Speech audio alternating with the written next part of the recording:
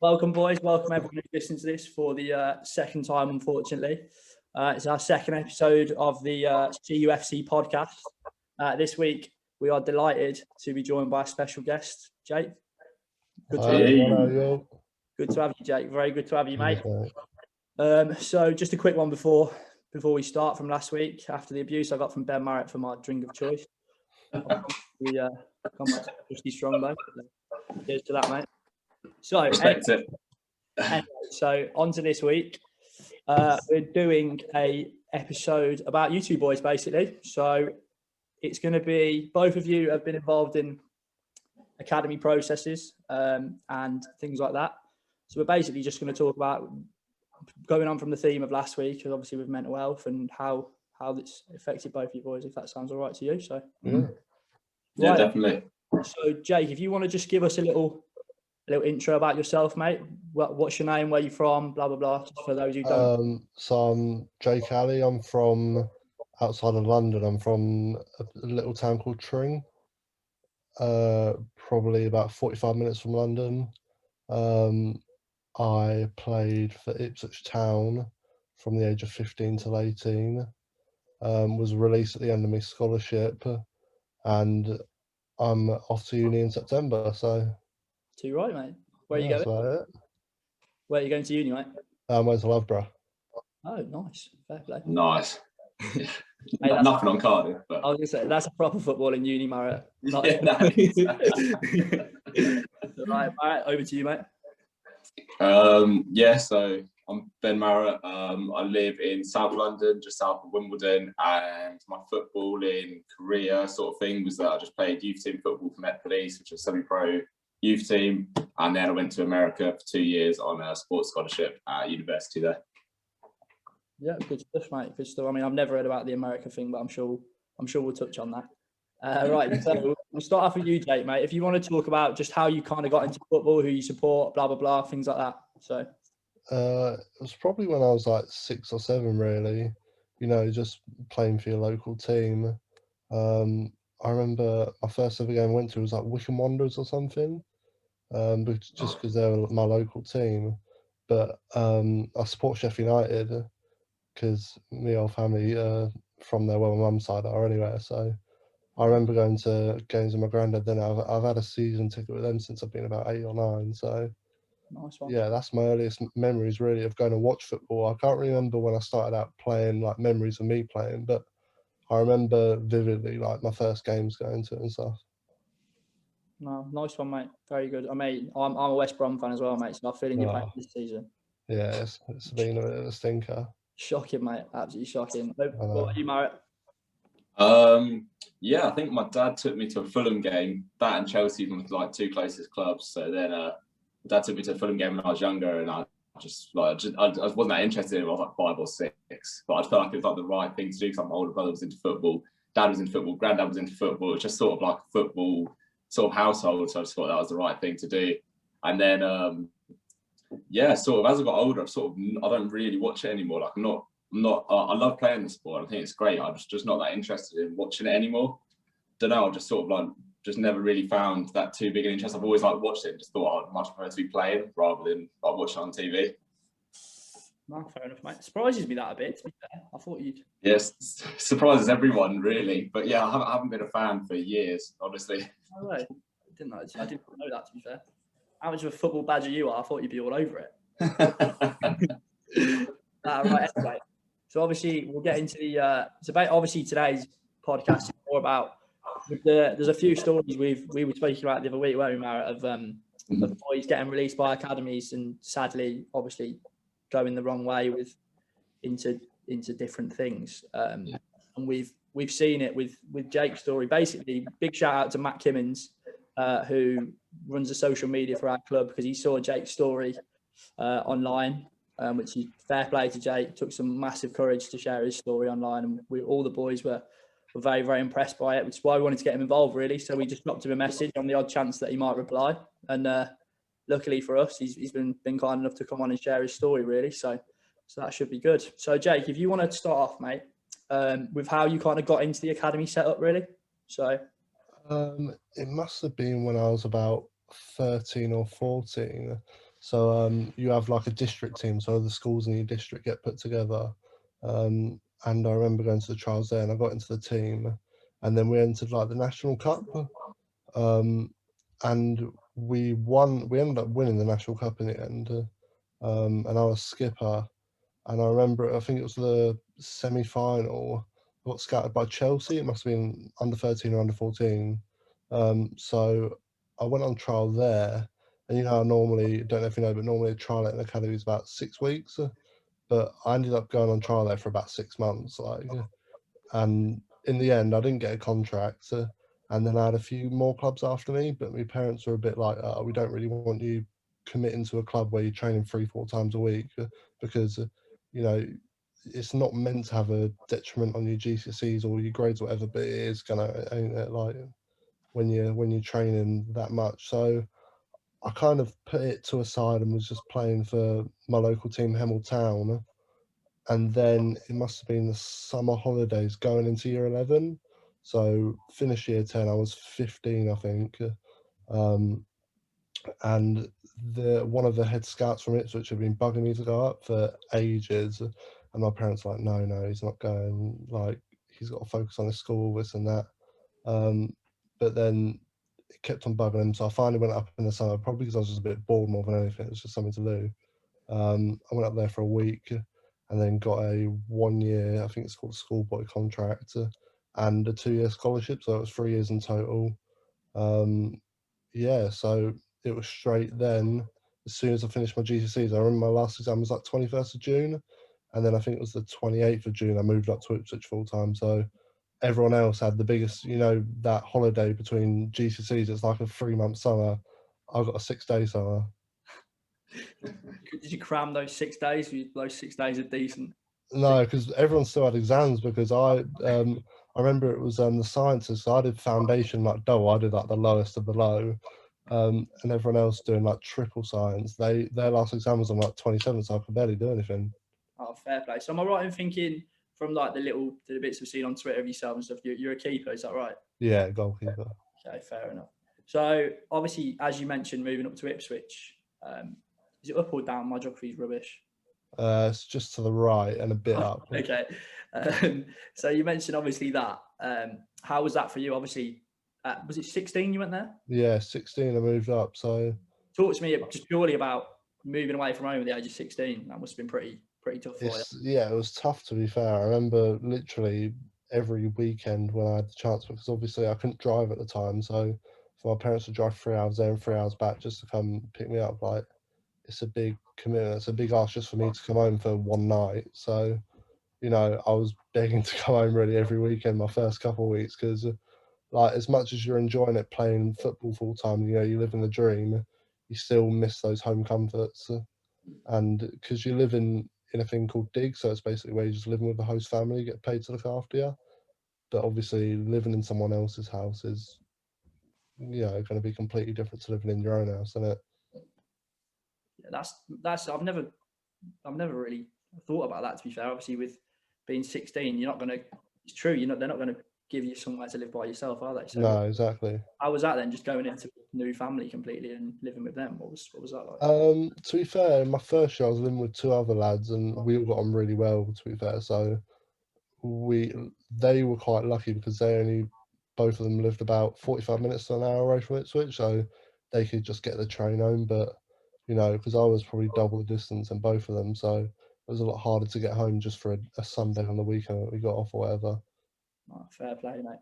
Fair play. We'll come back to that. So obviously, just Mara, just purely if you want to just give a initial kind of when you first started playing for Met Police, and then we'll come on to the America story later, but just purely for Met Police for now. So if you want to come on to that. Yeah, definitely. Yeah, Jay, I can't imagine your jump from sort of non-academy to academy, because mine was only semi-pro. And I thought that was a massive jump for me, just playing midweek and training midweek and playing with boys that were 2 years older than me at the same time. Yeah. That was just a massive step for me, even though I was only about an hour away from where I live. So I just got the train there, so it was quite nice. But I was just playing for a Sunday league team, and it was funny. I went and trialled this Sunday league team under 16, as a centre midfielder. I'd actually had a growth spurt over that summer of about 4 or 5 inches. I don't know what happened, but thank God it did, and I finally hit the 6 foot mark. And he was like, "Oh, where do you play?" And I was like, "Oh yes, like centre mid." And he thought I said centre back, the manager. So I was just trying to centre back the whole time, but I was in a team that passed the ball a lot, so that was probably one of my better attributes. I was at the back just playing out. He was like, "Oh, that's exactly what we've been looking for. Like, come and play for us. This is under 16s." So I've been put into a centre back, even though I had no clue how to play there, and they all thought I did. And then anyway, ended up working out for me really.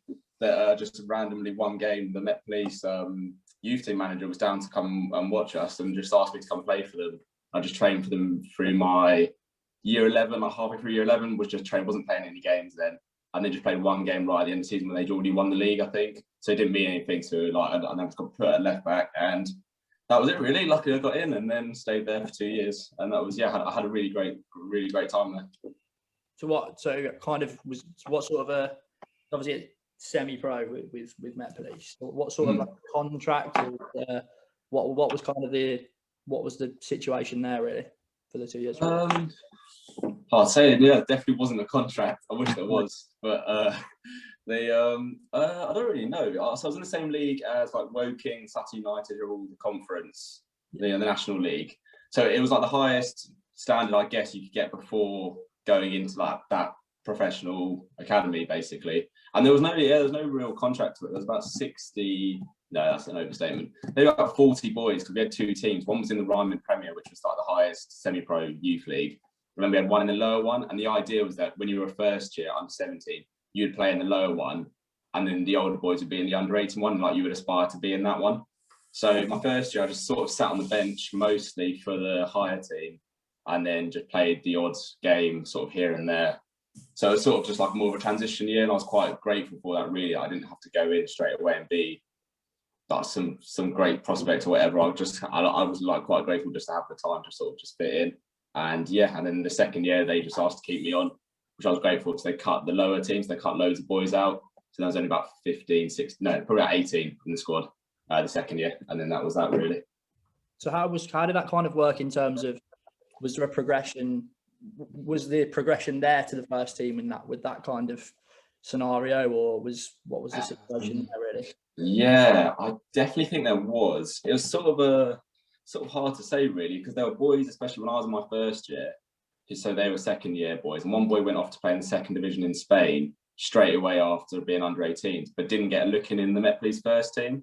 So it was sort of strange. Like, we all knew he was great. There was a couple of boys that went to academies. Straight up, one went to AFC Wimbledon, one went to Reading. It was like, but like none of those were the boys that got a look in the first team. So it's almost like a semi-pro football. It's really physical, and it's quite different to the professional game. So looking for like a particular type of player. So we had a lot of like really gifted footballers, but that necessarily doesn't really fit that sort of non-league style of football. If that makes sense. So there definitely was. If you were the right fit for it, I wouldn't even say it was like it wasn't like the most technical players that would make that jump. And then it was really rare for boys to make the jump, even though there was the opportunity to do it. No, that's fair enough, mate. I think it's an awkward one, that is, really, because obviously, as you say, without your contract and stuff, you're still committing quite a lot of time to it, I presume, and quite a lot of kind of it's a big commitment while you're doing your GCSEs and A levels and stuff, I presume. Yeah, definitely. And even when year 12, I absolutely flunked my ASs because we'd done well in the FA Youth Cup, and I just was on sky high, and I don't know, school just wasn't like my main priority back then. We were playing like Yeovil away, we were playing at Turf War. Do you know what I mean? We were just on this little fairy tale run, so I wasn't really concentrating on year 12. Sorry, say again. I was just saying that the Turf Moor story is a good one if you want to tell that. I've heard that a few times. Yeah, all right, I'll tell that one. Since you asked, so I've been in and out of the higher youth team, and then we went on a FA Youth Cup run. And all the pro teams, I think not all of them, but the first sort of the lower pro teams come in at round 2, and then every pro team's at round 3. Is that right, Jake? It's round 1, like League 1 and League 2, and then the rest all come in, like all the big boys at round 3. That's it. Like Chelsea was definitely round 3 because that's who we wanted to play, but we didn't anyway. But thank God we didn't. Someone wouldn't have this story. So we so round 1 we played Dulwich, which was like they were really like we beat them on penalties at the end. I didn't even play in that game. I was on the bench. So I was sort of like the defender on the bench, if that makes sense. So unless someone really got injured, there was never any reason to bring me on. Like, I wasn't like an attacking option or going to change the game at all. Because I was a centre back for them at the time. And then so I didn't play against Dulwich. So we played the 4 preliminary rounds against other sort of like lower youth teams. Got through there, made it to the real round 1, beat Dulwich on penalties. I didn't play that game. Second game, we went away to Yeovil. Didn't play that game either, was just on the bench again, but we won on penalties again. So drew 1-1, won on pens. And then the third round, we had Burnley away, so we went to Turf Moor. So that was like a ridiculously long coach trip. I don't know what the driver was doing, but I think it was about 5 or 6 hours. And stayed in the hotel. So I was living the life. So I was thinking, I'm not going to play. And I'm with all my mates in a hotel in Burnley. We were just, playing football in the corridor, like on the pool table, put like bets on FIFA till like 3 a.m. I was like, I'm living the life. Like, the last thing on my mind was playing this game. I was thinking I'm going to go on there, warm up in Turf Moor, go sit on the bench, put my trackies back on. So yeah, so I've done that. Absolutely loving life. And then it got to like the 60th minute. We went 1-0 down quite early. And then it was 1-0 at half time. And we looked okay, to be fair. When you think of Burnley and Turf Moor, you think you're just going to get battered. But we really weren't. We were down 1-0 and they were like, and we were thinking on time, we're actually in this game like much more than we thought we would be. Then, it was about the 67th minute, maybe it came on. It was like the 60th minute. He was like, Ben, go and warm up. I literally got told to do that every 10 minutes of every game in case someone got injured. So I was like, still. So, I'll just go down there and do a few stretches, like look around a bit more. Then he's like, right, like get your trackies off, like you're going on. And I was like, oh God, I'm like, Joey, I just wasn't mentally prepared to go on at that point. So he was like, yeah, you're moving like the left back at the time to left wing, you're going at left back. And I was like, oh God, like, I hadn't played left back in ages. And I was playing against this Burnley right winger, rapid. I was like, God. But I came on, just made like a crunching challenge. And then I was pretty settled, to be fair. Wouldn't say I played particularly well at all, but just played just okay, just sort of did my job. And then, then we drew 1-1 in 90 minutes, scored in the second half, and then we got to extra time. Went one, like they scored 2-1 down, and then it was the 120th minute. So it actually overplayed like the amount of playing time, but we had a free kick about half inch in the box in the halfway line. And then our keeper was coming. So I was standing at the back, sort of like the edge of the 18-yard area, sort of like the back end of it. And I just remember the Burnley defender saying to like the other guy, like, oh yeah, you marked him, pointing at me. And he just like didn't really look at me. He just like looked at the ball taker because our keeper was running up. So everyone was waiting for him to come. And then our guy took the free kick early and I was the only one in the box. So I just headed it in back post and 2-2, 1 on pens. Like it just wasn't fair for the other boys like me to score that goal. Do you know what I mean? Like I just hadn't played that much. Like so for that happened, and then went to the Molyneux, played Wolves away, didn't play that game, and we lost 5-0. So that's all really. You should have left that bit out. Leave that out. Next time you tell that story, just don't tell the Wolves bit. That was the dream. All right. So Jay, surely the bit I kind of took from that was kind of the going and staying away in the hotel kind of thing. Because obviously at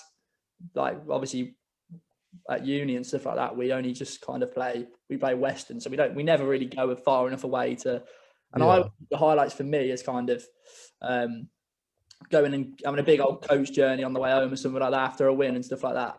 Obviously for blokes like yourselves, Jake, where you've gone and played a big distance away and stayed in hotels and been around the boys the whole time. How's that kind of going from being in that environment where you're always around the boys, always kind of that, to kind of being released and then there's none of that? How was that for you? It's weird in a way because obviously you're with them literally 12 hours, well, probably not 12 hours a day, like 6-7 hours a day, 6 days a week. So you're spending the majority of your life with them for 2 years. And then when you go from that to then, because you get in a routine, you get in a rhythm where on a Monday, Tuesday you train, and Wednesday you got school, Thursday, Friday you train, Saturday you got a game. Like you get in the rhythm where like you just naturally, when you wake up in the morning, like school today, football today, training today, it's match tomorrow, so be careful in train today. So you kind of just get programmed to basically just fit into the routine. You don't really. You turn into a bit of a robot, to be honest. Like you get up thinking, I don't want to train, but I'm gonna have to. Like, because it gets a bit tedious when you you've trained every day for the last 15 days straight, and you've got to find that bit of motivation to get out of bed and train again when, you know, it's a horrible cold morning or whatever. So, I mean, at the time, like looking back at it, like you probably didn't take it for granted how good of a position it was, in a way, like where you train every day at, you know, very good facilities, and you train with your mates every day. And then as soon as it basically all goes, where you know, I've probably seen the boys that I've seen every day for 2 years. I've probably seen them like 3 or 4 times in the last year. Obviously, due to COVID, like I would have seen them a lot more. But you know, it's a hard transition from they basically become your family away from home, because you're with them every day, and then not seeing them at all for, like, especially the first lockdown when it was 3 4 months where you couldn't see anyone. You know, it's a big adjustment. So when was it? When was it that you got released? If you don't mind me asking. So it was literally, I think it was like a week before the lockdown started.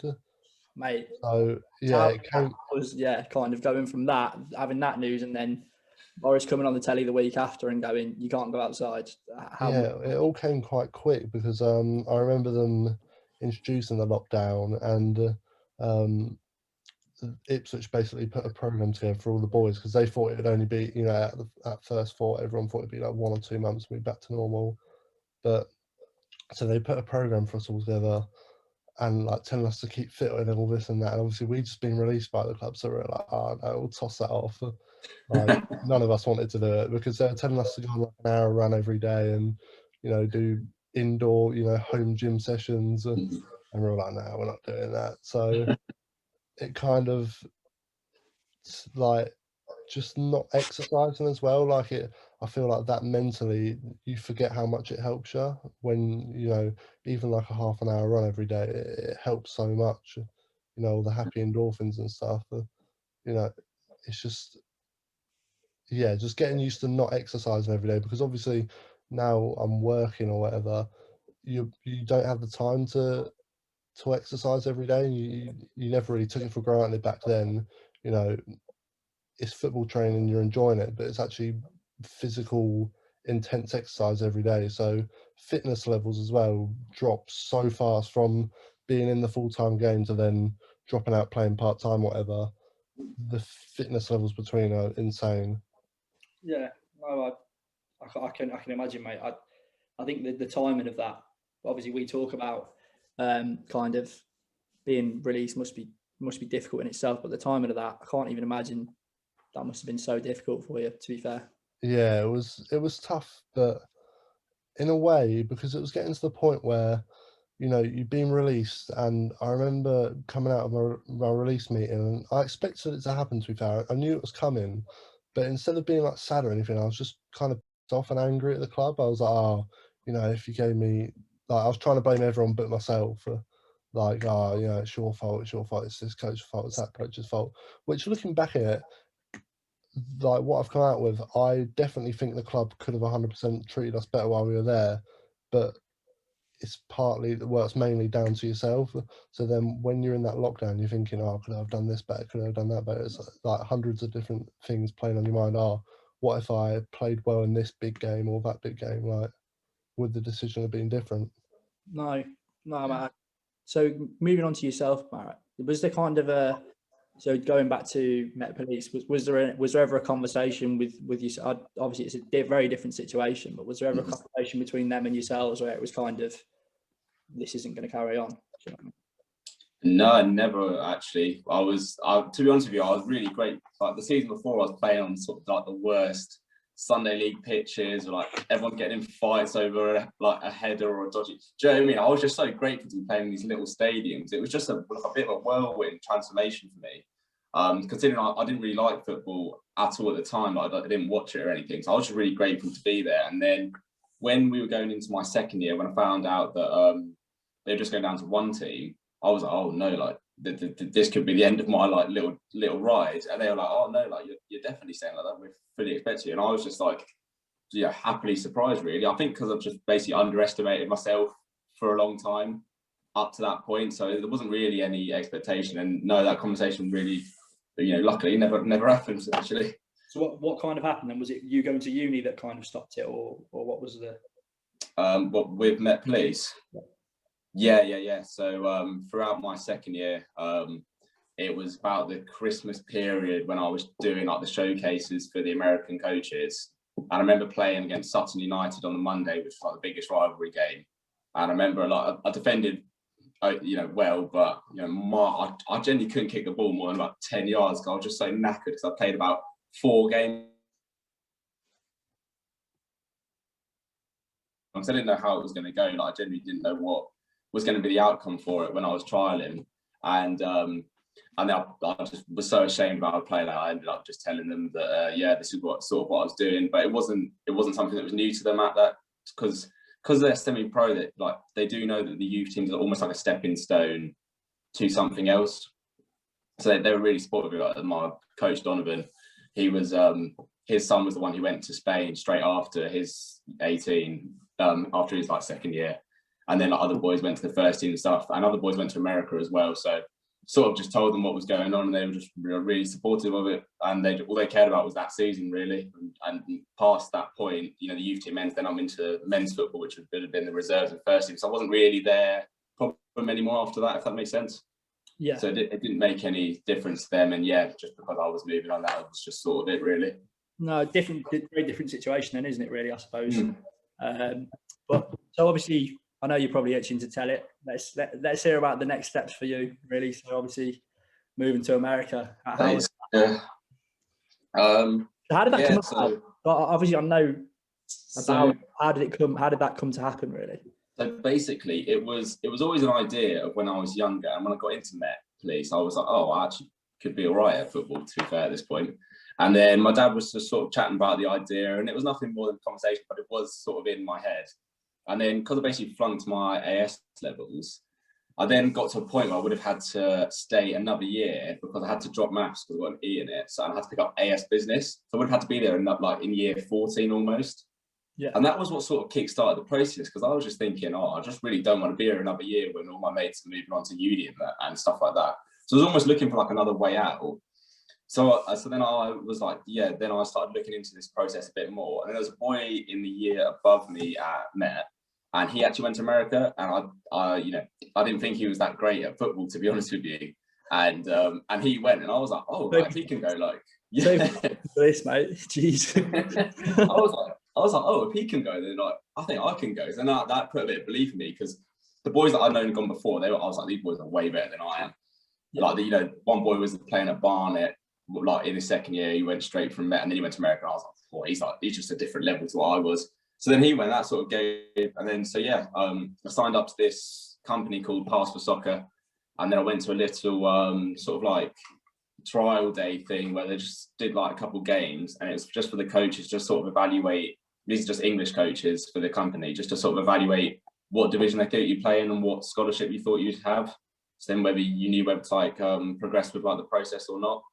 So then they gave me my thing. They thought I'd be in like Division 1, which was the top division. So I was like, oh, this is like amazing. So I was like, I'll definitely do it. And I think my estimation was like paying between $4,000 and $7,000 a year. That's what they thought I'd pay. So then I like spoke to my dad about it, and he was like, I'll support you. Like he basically just said he'd give me a loan for it.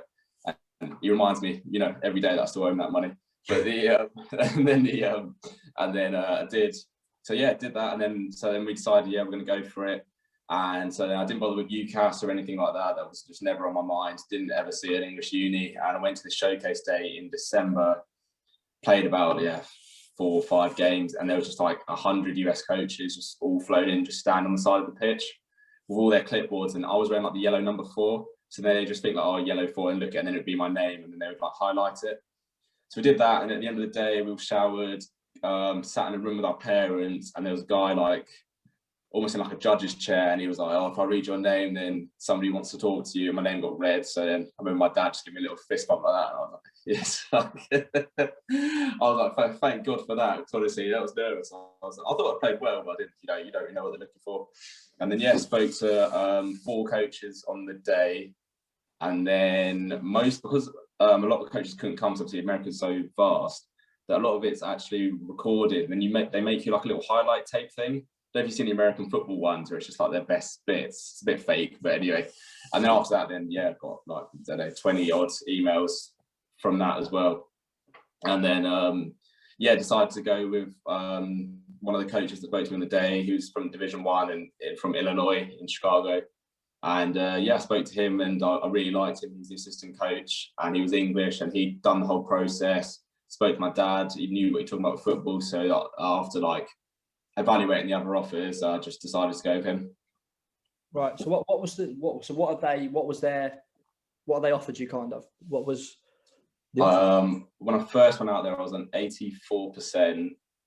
So I would have to pay about, I think it was about $2,000 a term, but included in that was they had my housing and all my food was all sorted out, and I had all my like books for uni that was all paid for. What were you studying out there? Business management, but it's sort of strange over there. They do like, in my first year I did like English drama. I can't remember what it's called, but it was really strange anyway. But I loved it because obviously drama, I got an A in that. So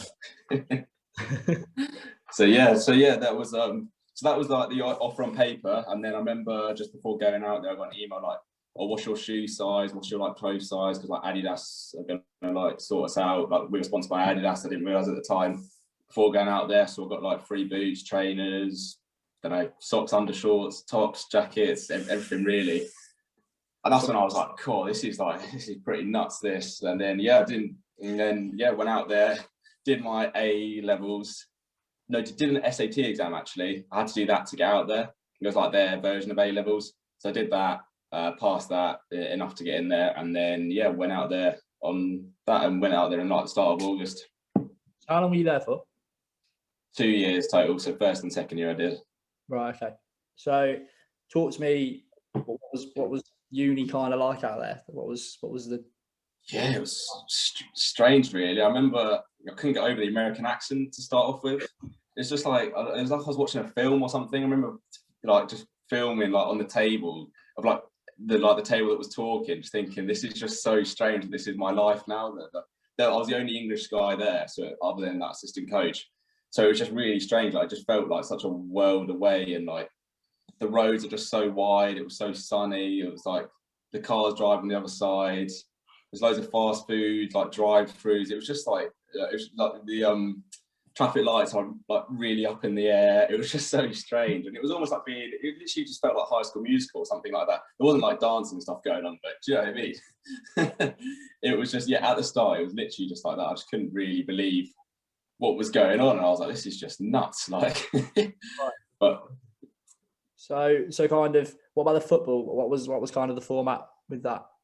That was, yes, I got there on my first day. And it was the next morning. We had a fitness test. Oh, sorry, I actually forgot to say that about 2.5 months before going out there, I got sent a pack that was like, do this running every day.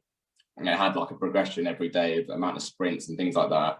A weekly, like an 8-week, 9-week guide. And it was like, if you do this, then you'll pass the fitness test. If you don't pass the fitness test, then you can't start any games.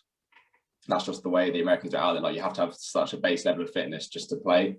And which, to be fair, I never really understood. But looking back on it, I fully understand it now, and I wish I did when I was out there. But that first year, I trained really hard for it, obviously, because I didn't know what to expect and all. And then I managed to pass on the first day. But out of 35 boys, there's only 10 boys that passed it.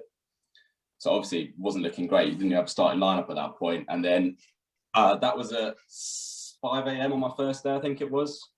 We're to meet by the American football pitch, and it was just like get on the line, and we're doing the fitness test, did it all, and then we had like 7 a.m. training, and then we had a food like post meal. It was almost like a canteen area that was all free, so it was quite cool. And we were there obviously a bit before the other university students were there because we were in like pre-season. So did that. Then we'd have like a 3-4 hour nap because everyone was just so knackered from the night before. And then we'd have afternoon training at about 3-4 p.m. And then before each training session, you'd have to go and see the physio, and he would just check you over, like massage whatever you needed. If you're in an injury, you had to do that before and after each one, ice baths after each one. And then we'd have like just a team meal, and then everyone would just sort of go to bed. And that was sort of like the pre-season routine type thing. It was just 2 or 3 sessions a day. And normally one of them was solely running, and then 2 of them were like 2.5 hour football sessions. Right. So how did you kind of balance that and doing your uni work? That must have been quite difficult. Yeah. So when uni started, when like classes started, they call it. We were just training once a day then, and we normally have a weight session once a day as well. So that would just, I found it really hard, but it was sort of like the way the university's done out there, rather than having like we do like big assignments, maybe like, 2 or 3 months, there's not too much going on, and then you've got like 3 or 4 really big assignments to do. There, it was almost like being in secondary school where like you had homework for every class, and that would be graded, and that would go towards your like grade. Right. So it was more manageable that way, because you think like you'd only have to do like a half an hour each night, and then you're picking up 1 or 2% towards your grades like the whole time. Right. So in that sense, it wasn't too bad. But I just remember like normally we go to like morning lifting. This could be anywhere between like 5 a.m. and like 9 a.m. Then we'd have class from like 8 till 12. Then we go to lunch as like most of like the freshmen or the first year boys. Then we go to the physio. Then we train for a couple of hours. Then we go back to the physio. Then we eat. And then by that time it was like 9 p.m. ish. And then we'd be just in the library. We had library hours that they made us do. All the sports team had to do them, and you had to check in with like there was like an assigned person to sort of check that you were doing it, and we had to do 2 hours a day, 5 days a week, I think it was. But anyway, we weren't getting to bed until like midnight, and sometimes you have to be up at like 5 in the next day. It was just a nightmare. Would you say it was kind of football first, then your academics, or academics then football? How do they kind of prioritize? They act like it's academics first, but it's definitely the other way around. Really? They just, do you know what I mean? They take all the boxes, and they make you go to all your classes and stuff, like everybody else does. But the priority is football. Like my day was just surrounded by football, and then the class was just sort of fitted in if and when. Yeah. What about you, Jake? So obviously you were was you doing a course? BTEC. Right. Okay. So you were doing courses while you were kind of while you were at Ipswich. How was that kind of doing that, managing that? To be fair, from the club's perspective, it's 100% football. Like, right. They're only doing the sport BTEC to fill a box to make sure you've got some sort of backup if you do get released. But so we trained 4 days a week and then did a day a week at the local sixth form college. Oh wow, is that it? So literally 4 days. 4 days. Yeah, so 80-20. Wow. So how was that kind of doing a whole kind of course in one day? Was that one day really intense, or was it just kind of? It was weird because so basically at the start, once you got your GCSE results, you basically you could do like the single, the double, or the triple. So obviously it counts for 1, 2, or 3 A levels, and I got good enough grades to do the triple, but I wasn't really too keen, so I did the double. Which is like, so there's like 18 units in total, so the double's only 12 units. So I started with that, and then when it got to my second year, when I thought, oh, I might need this, like to get into uni or something, I picked up the triple, so I had to do about 12 units of the 18 in 6 months or something. So how did that affect your football? Because obviously, if you were kind of thinking about, because did you kind of know at that point? Because obviously you were saying you expected to be released when you eventually did. Were you kind of at that point thinking, I need to have something to fall back on here, kind of a little bit? Yeah, because we went to the head of education at the time took us to Loughborough to see like the head of football there, and he basically just toured us around and like showed us a few bits and pieces, and basically said that they have like an elite athlete pathway where they understand that basically your only choice is a BTEC. So if you obtain a certain grade, I think it was a DDM in your BTEC, then you'll be able to go on like a foundation year, then progress onto the course. So after that, I knew I had to pick up the triple, and then I got a D star, D star, D in the end, I think, because it was towards the end, I just prioritised education over football because I knew that the football really wasn't going to help me in the long term, but the education was vital. Yeah, no, that's fair enough, mate. I feel like, well, as you know now, it's probably a good call, but was there anything from their perspective to do that for you, or was that just purely you just thinking, right, I need to have something here? To be fair, the head of education pushed it a lot. Like, he was like, Jake, like, if you feel like you need to drop a session in the morning, or stay behind until 3, 4, 5 p.m, there's classrooms, there's like porta cabins there, you're more than welcome to stay and like drop sessions. Obviously the coaches, the actual football side of it, they weren't too keen on, you know, me missing out on sessions because that's a number lost. But like, I think definitely from the education side, they pushed it massively because I think I had open conversations with the head of education. We kind of both knew the way my contract was going in a way. So we both kind of sat down and made like kind of like a mini plan for me for the next 3 or 4 months, just basically so I would be able to get that triple B Tech done in time for the deadline. So then obviously I'll be able to get into Loughborough or any university really. Yeah, probably. Well, it seems like a good call now. To be fair, obviously with you telling us before we came on that you're hoping to go to Loughborough in the next term, so that should be great for you. But so obviously we'll go back now. So to kind of the day kind of you get released. Talk me through how that kind of happens, because you hear about people getting released and what obviously everyone knows what that means, but how do you kind of, do you go into the office and blah, blah, blah? How does that kind of come about really? Yeah, so we got told the day before, you know, brace yourself, your contract decisions are tomorrow. So, you know, you kind of start to get a bit nervy, even though, you know kind of what's going to happen, but, you know, still you're getting a bit nervous. And then the actual meeting itself, to be honest, there's some stuff I hadn't seen my whole time there, like head of academy and stuff like that. I was like, I've spoke to you like once, why are you telling me if they're being released or not? So, yeah, so I'm in the meeting, I'm faced with people I've never even seen before. I'm like, oh, who the hell are you? So it must have been 6 or 7 staff around the table all just facing you, so it's a bit intimidating. Your parents there as well as just yourself? Yeah. So they were basically just like, you know, from a club point of view, we don't see you at the ability or the level where we want to give you a professional contract or whatever.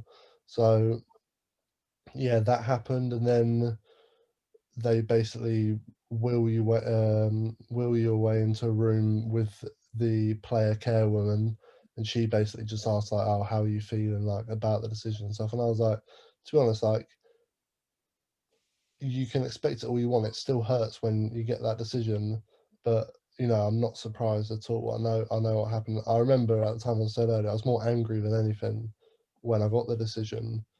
But I mean, afterwards we all went and got drunk at the local spoon, so all the release boys. So yeah, we drank the sorrows. Yeah, so I remember it clearly though, the meeting, and I mean, they never really gave a reason apart from we didn't think you're good enough why you got released. They never told me about like, you know, what you need to improve on, why we don't think you're good enough, you know, this and that. So and to be fair, I asked one of the coaches, you know, what was the main reason you actually released me? Like, could I have done better? And they kind of just gave me a half-hearted, vague answer and didn't really answer my question. They were kind of trying to work around the question and tell me what they've already told me. Yeah. So then you kind of get that.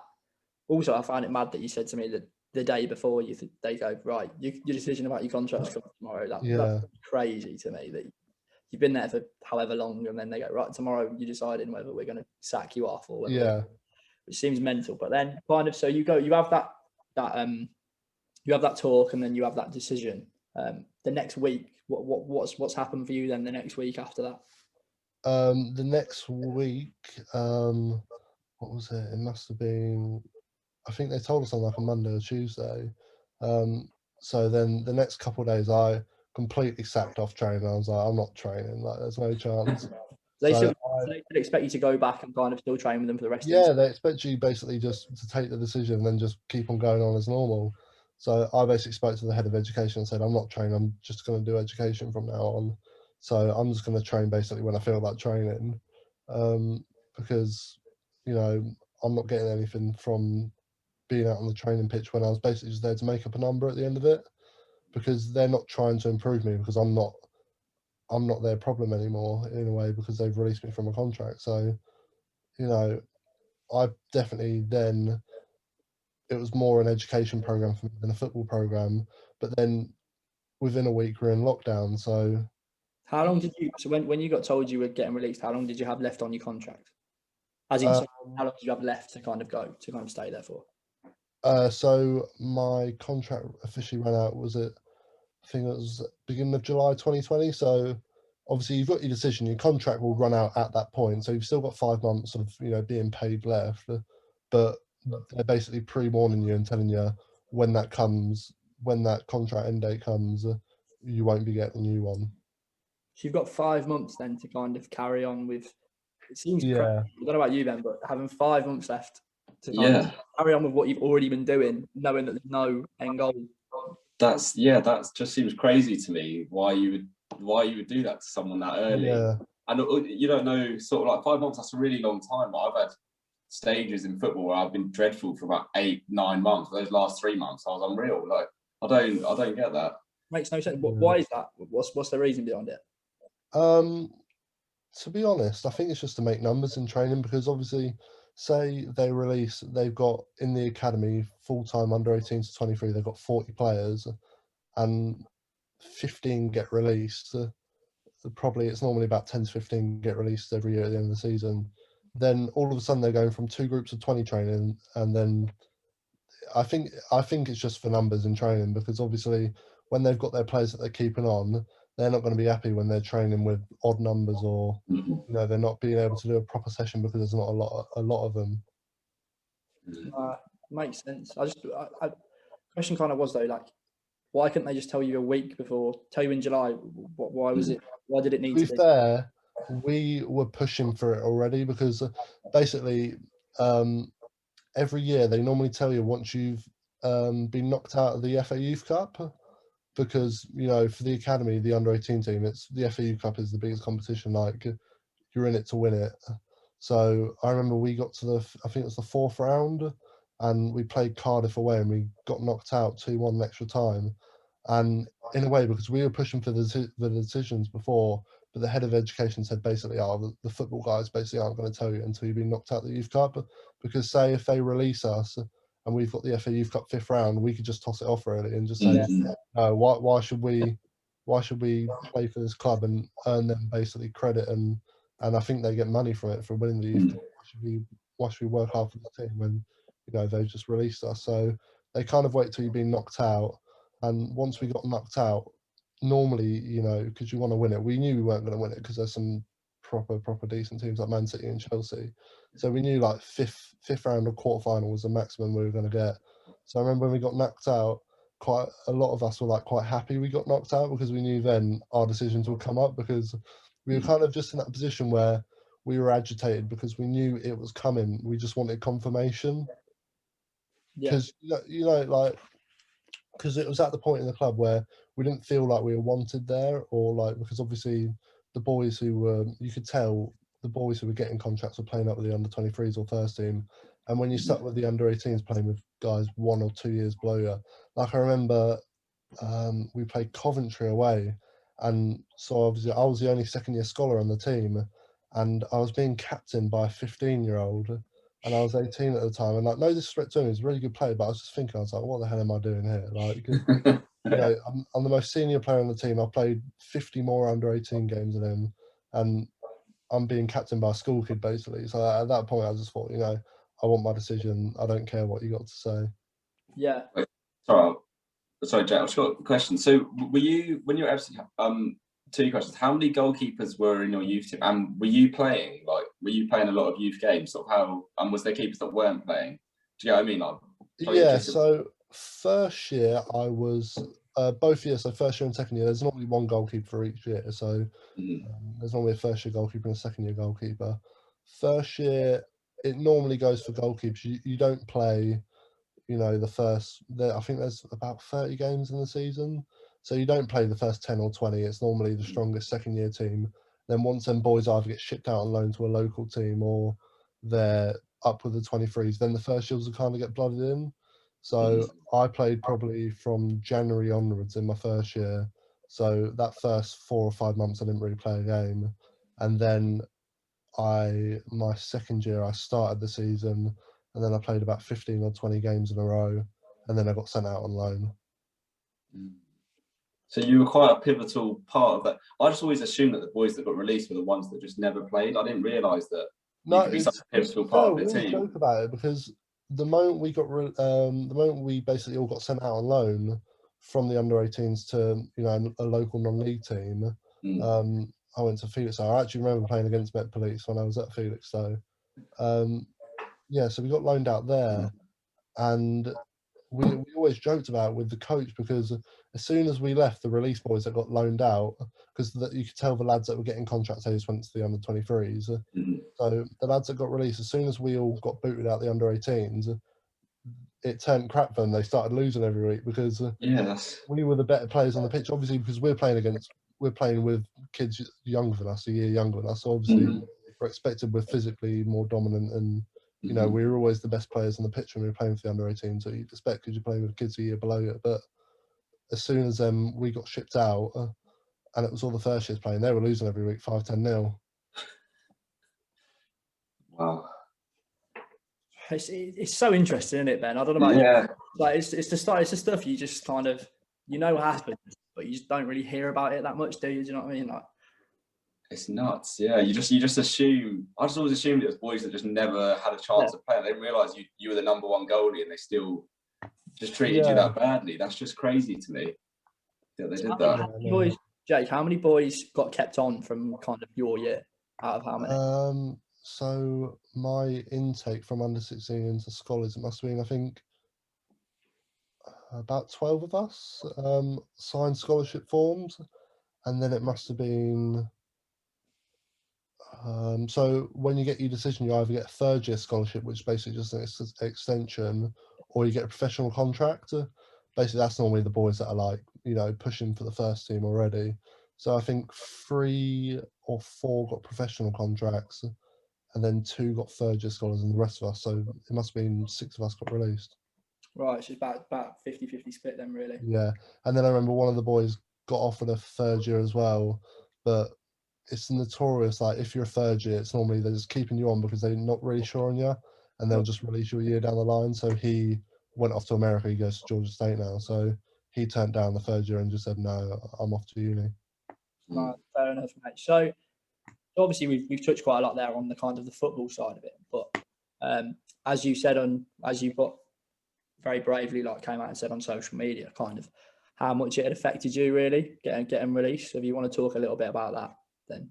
Yeah, I mean, tied in with lockdown as well. I mean, it must have been a lot tougher on us. I feel like this year, because obviously you're going from seeing your mates every day, all day every day, to only being around your family, locked in a house all day pretty much. So it was, it was quite tough. Well, it was very tough. I feel like definitely coming from the club, there was little to no support coming from them, because the way they say it's a business. Football's a business at the end of the day, and once you're not an asset to them, they couldn't give a toss about what you're doing. So I remember we had like, it must have been like a careers meeting or something with the head of academy, and he was basically just meant to, like, point us in the right direction, because he used to be a player, a scholar, and then he got released, and then he went to Loughborough and got a business degree, and then worked his way back at the academy and back at the club through like the business side of it. So I remember we were meant to have like a careers meeting with him, and he didn't turn up because he forgot.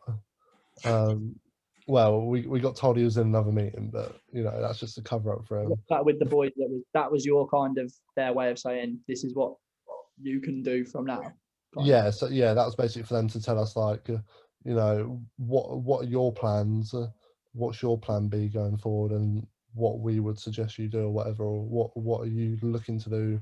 What can we do to help you in your path going forward? So he didn't even turn up. We were just stuck with our under-18 coach, and he's a football coach. It's not in his job description to point us in the right direction for our careers. Like, so he couldn't really offer us much, which is understandable. So I think from then, I mean, in a meeting like that, when he doesn't even turn up, it just kind of tells you, and it's a bit of a downer, because you can tell that the club really don't care. Yeah, I mean, you've had 5 months. You from the moment you're getting released, you've then got 5 months to go of your contract. Because as you say, football is a business. We all know that. It's sport, football is brutal. It's a business at the end of the day. But obviously, you've been there for a substantial amount of time, and everyone's people at the end of the day. So it's not gonna. You can't just switch off and be like, oh, that's it, right? Yeah, exactly. What kind of, for those 5 months, would you say you've had? How many conversations would you say you've had with someone at the club about, one, like what's going to happen with you going forward? Two, kind of how you're feeling about it. What's how you're actually feeling, like mentally, zero. Not at all, nothing. You'll get the occasional. I was speaking to some of the lads the other day when we were basically talking about it before me and Lewis shared our stories, and we were saying about, you get a text from one of the coaches on WhatsApp saying, "How's it going?" And then you'd be like, "Yeah, I'm all right. Not great, thanks. How about you?" And they say, "Oh yeah, good, thanks." And that's their way of thinking they're mentally supporting you.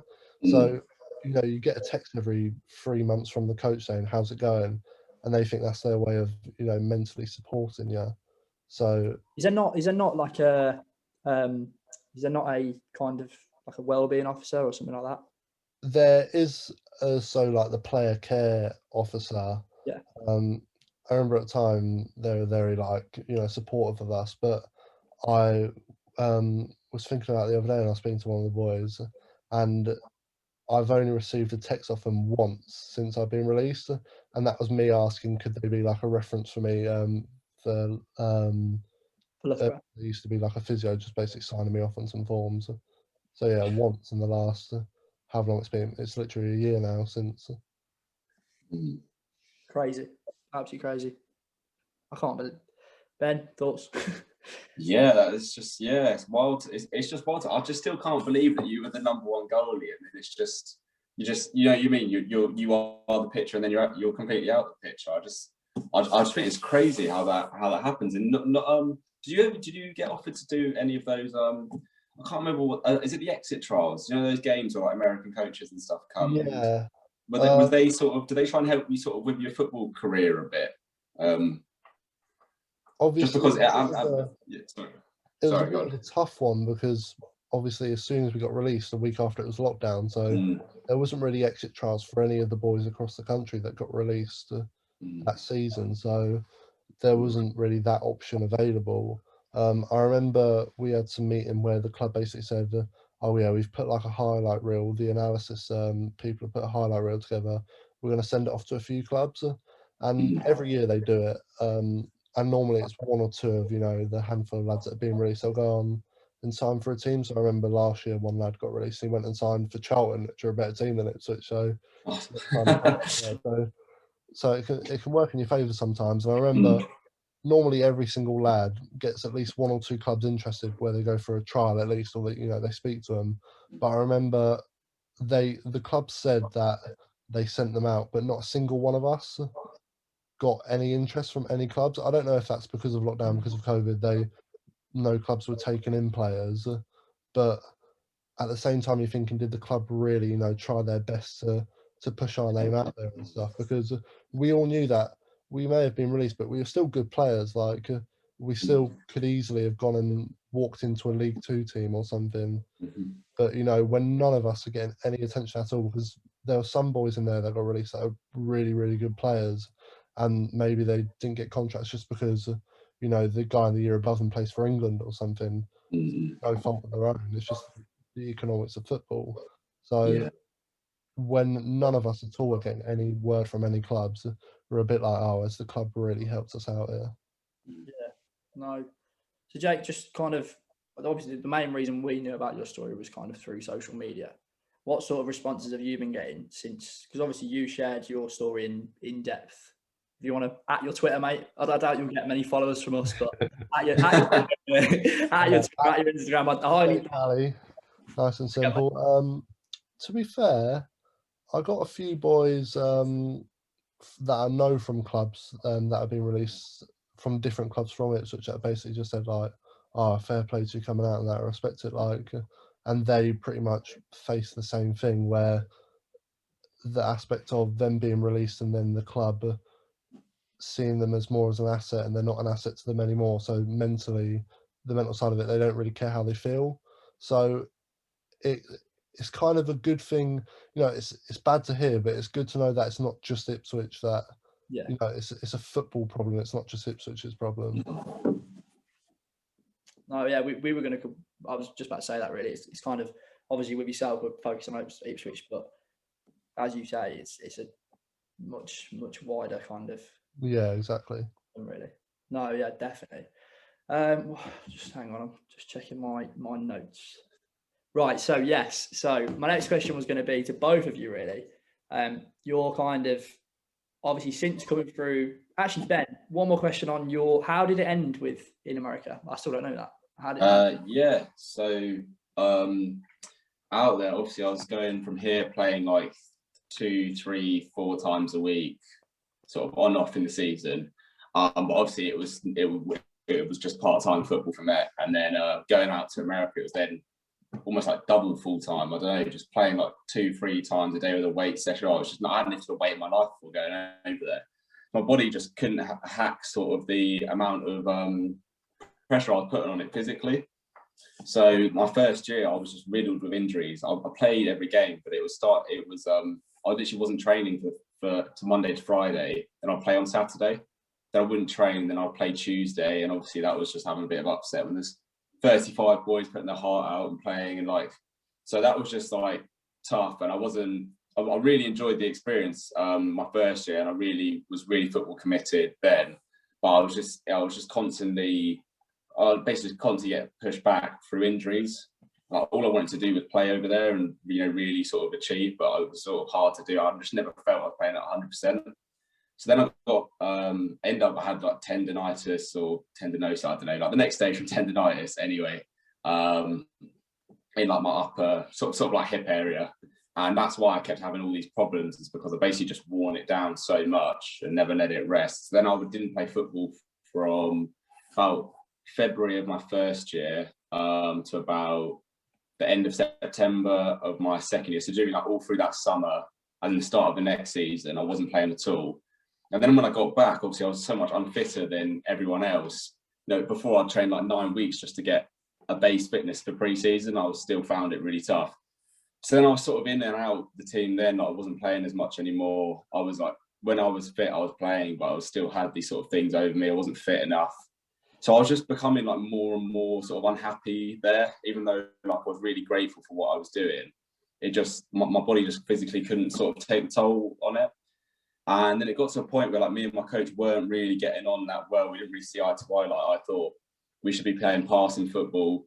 He just wanted to play long ball. And it was like, do you know what I mean? It was sort of hard. Basically, I got brought into a team where I wasn't the right fit for it, effectively. I'd definitely back myself to say I was one of the better players there, definitely. But I wasn't right for that team. Like, I was a smaller, more technical player, and they were all really physical and just were really hard working. It was sort of, we played 2 different types of football, basically. So then by the end of my second year, I was sort of getting to a point where I was thinking this just isn't the right fit for me at the moment. And then the coach that brought me over there, he left after my first term, just after the first song. He just wasn't really that happy with it, and he went to Florida, to Jacksonville. So I was a bit like, I was kind of gutted, because that was like the reason I actually came there, was for that coach, and we had a really good connection. And then I was left with the main coach who had all this sort of like backwards way of playing football, in my opinion. And it just, I don't know, we just didn't really click, really. So yes, then I got to the end and was like, I think I'm ready to transfer. I just got to a point where I was really unhappy, because I got injured again for about 3 months, and was like, I can't just be out here on this like contract, and there's so much pressure, and then I'm not playing, and I'm not happy.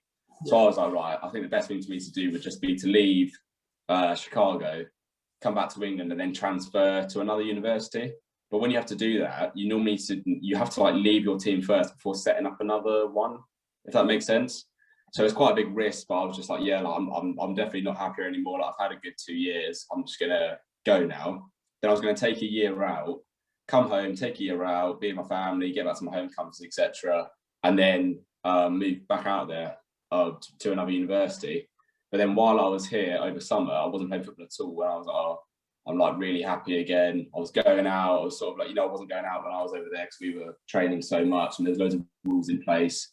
So I just came back and I was really enjoying the lifestyle. And then in the end, just sort of settled that was a great experience, but I sort of lost my love for football then. And then literally on clearing day, I just quickly called Cardiff because my older brother went there and just told them the situation. It's like, yeah, like sort of did A-levels. I've done the SATs and I've been here for 2 years and I played football. And they were like, yeah, that's sort of it.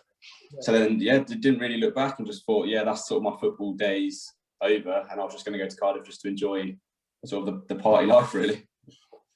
Yeah. And then instead you've got us running every week, mate. Yeah, yeah, didn't know I'd be in charge. Yeah, so obviously now yourself have kind of come back to Cardiff and then kind of took over the club really this year, haven't you? So yeah. Anyway, so going back to overall in general. So Jake, what's your plan going forward now? What's the plan for you, mate? I think just earn money, drinking money, really. So when I go to As in, obviously you were saying before about Loughborough, so if you want to expand on that a little bit. Yeah, so I must have done my application, it must have been November last year, and then they got back pretty quickly, accepted. Probably it's mainly because I was introduced to the head of football and he kind of, fast tracked it through and stuff, so it made the process a lot easier compared to other students.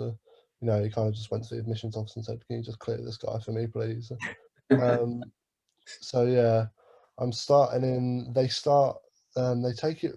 I was so surprised how serious they take it there, the football side of it. So they start in July, and they do like a full-on pre-season because obviously their elite team are in non-league. Yeah. And hopefully I'll be. You start writing this down, really. Was that July? Was that? Yeah, so they start in July and they basically, I'm not sure what the accommodation is. I'm sure I read something about how they have like a student athlete village or something where they have like longer housing contracts.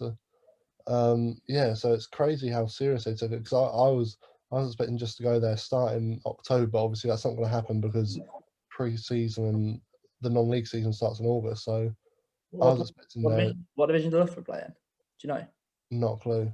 No. So, but then again, mate, I feel like it's great though, really, that you kind of going to be getting back into football and stuff like that. Because even exactly on it, we're nowhere near Loughborough's level. Let's face it. But obviously, just purely Ben for yourself, you've got back into playing football at uni, and how's that kind of been for you? Yeah, no, definitely. I was with every intention of not playing football ever again after I left America, and was just going to enjoy just not being injured and just having sort of a party life. And the only reason I joined it was because I met one of the ex-football boys, Ben Robertson, in the toilets of Prism's nightclub, I think it was. We just got chatting. He was like, "Oh, you play football?" I was like, "Oh yeah, I've just come back from America actually." He's like, "Oh, you come down to the trials tomorrow, like you know me, like yeah, come down, like, I'll tell the coach." And I was like, "Oh, he seems like a really good lad, like this is like the type of boys that I want to know." He's joking to me. I was like, "Yeah, like these are the type of boys that I want to know." I met like him and Fergus, so these are Jay, just some third years last year. Just happened to meet them literally on a night out and got chatting to them, and they're like, "Yeah, come down." And I was like, "Oh, these are like really good lads, like boys that I can like chat to and want to be friends with at university." So I was like, yeah, like maybe I'll just go down just for a social thing, and not really say anything and just sort of just play for fun type thing. And then yeah, when I went down there, the ones coach was like, yeah, just come training the next day. And then I was just like, I started finding new motivation for it, really, just a new scenario, not as serious, but still relatively serious. I just thought, yeah, this is like nice. And now I'm sort of, I'm happy going on runs now. And you couldn't have paid me to go on a run 2 years ago after that. Yeah, so it's kind of, well, obviously, I feel like Jake, hopefully, fingers crossed for you, mate, that kind of, I think it's probably a little bit of a different situation. I don't feel like, doesn't sound like, Jake, you kind of lost like falling out of love with football at all, kind of really. Not really, no, because I was lucky in the fact that as soon as the non-league started up again, because obviously I went on a loan from Ipswich to a local non-league side, and their keeper got injured in like one of the first games of the season, and their assistant manager basically contacted me and said, do you want to come and play for us because our keeper's injured and we're you're a goalkeeper we can trust to play for us. So straight away, and they're all a good group of lads there. So, you know, I always enjoyed playing for them before I got released. So going there, you know, I was enjoying it straight away again. So it's good for me. Definitely, mate. So kind of coming back to the main point really of kind of supporting boys after they've been released and stuff. If Jake, I'll start with you. What would your kind of what would you say to clubs, to professional clubs now, to kind of try and make sure there's not as many situations with boys like yourself where they've come out of a football club and kind of just had no support? What do you want to happen kind of from this really? To be honest, I don't think much will happen if just clubs are being told what to do. I think it'll have to come from above, wherever it's like the PFA or the FA, and they set out, you know, basically saying you'll get sanctioned if you don't support players that you've released. Because, you know, if you just accusing clubs and saying, oh yeah, Ipswich have been bad at supporting me after, as much as it, like, I'm sure like fans will see it and they'll be like, oh, this isn't our club, like I can't believe they've done this to you. They don't care. Yeah. It needs to come from powers above where they're being forced their hand to, because at the end of the day, it's gonna either, if they happen to you know, offer counselling or something, it's going to cost them a bit of money to do it, and obviously it's a business. They're going to be, it's you know, as tight as possible really. So I think it needs to come from the FA or something where they say, listen, these are the rules for supporting players once you release them. You know, you have to set up I was saying about how they should do like a 1 to 2 year plan basically, and not hold their hand and basically, you know, walk them through life, but you know, maybe every month or so, you know, you have a catch up with the player care personal, you know, the head of welfare or whatever, and they basically, you just have an update of them instead of, you know, just a text every 3 months saying, how's it going? You know, you check in once a month for the next year or so, and they basically just say, oh yeah, how's the plan that we set out going? Do you need any help from me or the club? Is there anything we can direct you to or any contacts you need to know? Yeah, no, completely.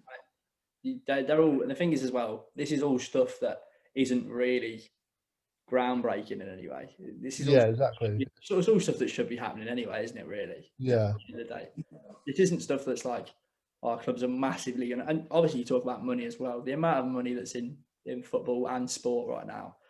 What's the counselling for a few lads who've been released? Exactly, yeah. It's a drop in the water, isn't it? Compared to wages and stuff that you'd be getting paid if you had got the contract that they were potentially offering. Do you know what I mean? I said in my post, like, I can't believe how, like, clubs will have analysis, like sports science, they'll even have throwing coaches, but you know, counsellors still aren't commonplace in a football club. Like psychologists still aren't commonplace. No. When you were there, were you supporting your mental health at all, or was it And I wouldn't really say, because there was only really one actual like sports psychologist type of person for the whole club, and when there's 25 first team players, 25 under 23 players, you know, you're at the bottom of the pile. You're not really, they say there's one, but you're not getting a chance to see him with them, because obviously you're only there 6 hours a day, and if they've got an hour appointments, and you know, their first priority is the first team players, so you're not really actually getting to see them at all. Yeah, no, it's such an important conversation to be had as well. Yeah. People, lads such as you said, we've seen so many tragic cases of boys, kind of worst case scenario, boys being released and taking their own lives just purely because you can see it's all boys have ever known, and kind of getting, as you said, you had a conversation the next day you had one day and then it was next day, right, this is it. You're kind of, at that time, your football dream that's it. And in any other form of life, you would never, apart from sport, you'd never have that situation. I can't imagine another field of work where that happens. Do you know what I mean? Yeah. Ben, have you got anything to add, mate?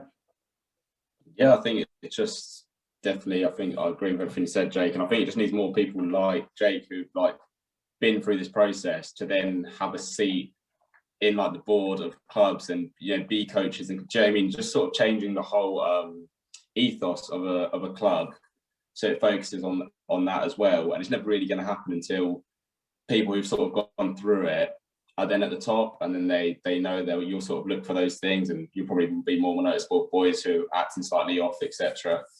But yeah, I think it's just definitely something that needs to be changed, and even just at a smaller professional university, like we can definitely, me and you can definitely look out for like the other boys and what they're doing, stuff like that. I think it's been a really great conversation, though. Thank you. Jay, thank you so much, mate. We're all, as a club, we'd just like to say thank you so much for coming on. And my pleasure. Mate, it's been absolutely invaluable for us. So yeah, honestly, yeah, it's been great. Yeah, thank you so much. Right, cheers, boys. Thank you for that. No problem at all. Cheers, Joe. Cheers, everyone. See you later, boys.